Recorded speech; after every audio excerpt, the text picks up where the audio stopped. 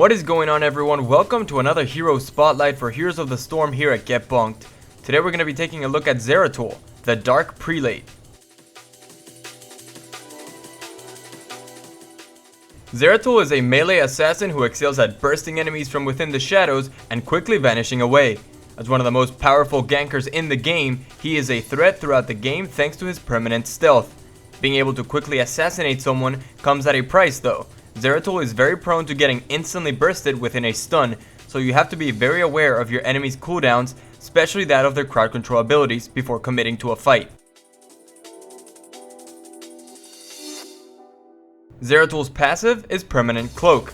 Zeratul will enter a state of stealth after being out of combat for 2 seconds. The stealth can only be broken by taking damage, attacking an enemy, or through vision abilities. His first ability is Cleave.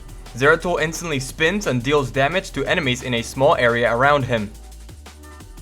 His second ability is Singularity Spike. He throws a bomb in a straight line that sticks to the first enemy it hits. The bomb will explode after a 1-second delay, dealing damage and slowing the target for 40% for 3 seconds. His third ability is Blink. When used, Zeratul instantly teleports to a target location. This is the only ability in the kit that does not break stealth upon use and can be used to go over terrain. Zeratul's first heroic ability is Shadow Assault. Zeratul enters a state of frenzy, which increases attack speed by 20% and causes basic attacks to charge at your enemies. This ability lasts 6 seconds. Finally, his second heroic ability is Void Prison. Zeratul places a green bubble at a targeted location that will trap all players caught in it, except for him, for 5 seconds. Players trapped will become invulnerable, meaning they cannot perform or be affected by any actions. Zeratul can reactivate this ability to cancel it early.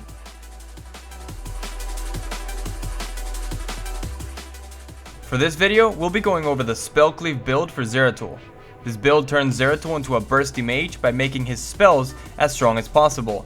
If you're in endangered territory for longer than a few seconds during a teamfight, you're likely not playing this build correctly. It has a very in and out playstyle, and it excels primarily at punishing enemies caught out of position.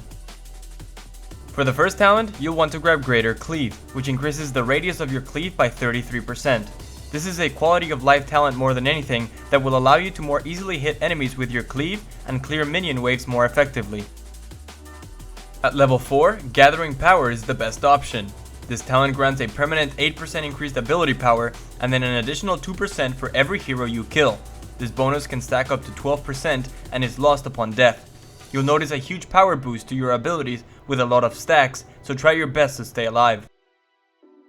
At level 7, take First Aid. When you play Zeratul, you'll notice that during fights you'll be getting hit by a lot of collateral damage from AoE abilities.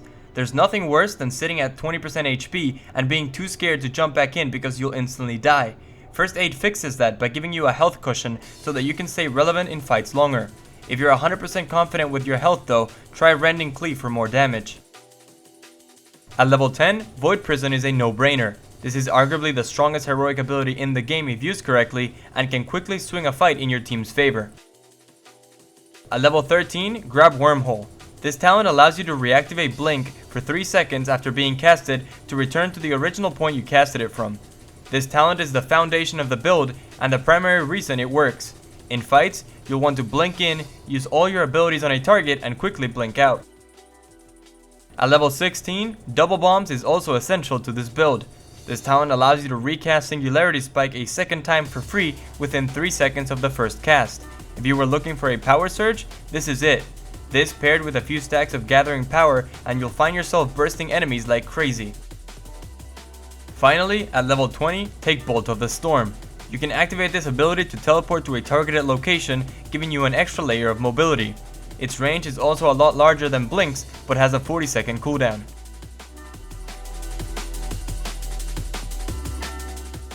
Zeratul's early game is all about pressure. You need to make your enemies fear your ganks even if you're not near them. It's a game of information, and the less they know about your position, the stronger you'll be.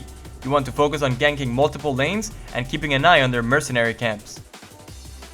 Your blink is something that should be used purposely and not just because it's off cooldown.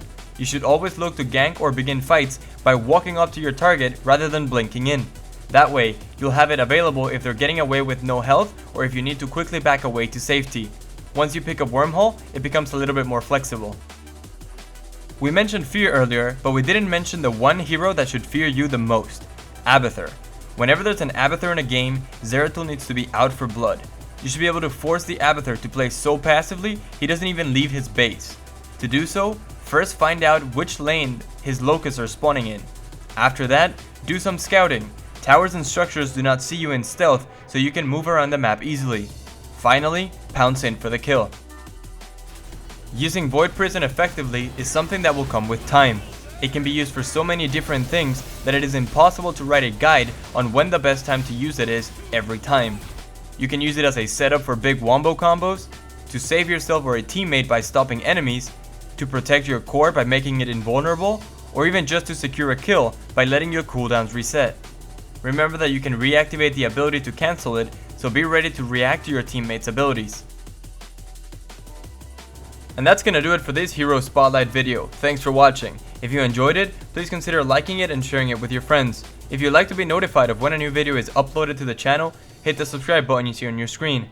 We are now 3.5 weeks away from closed beta, which will implement ranked play. I'll be streaming my way through the ladder, so if you're interested in that, keep an eye out for more details in the future. Thanks again. The light shall burn you!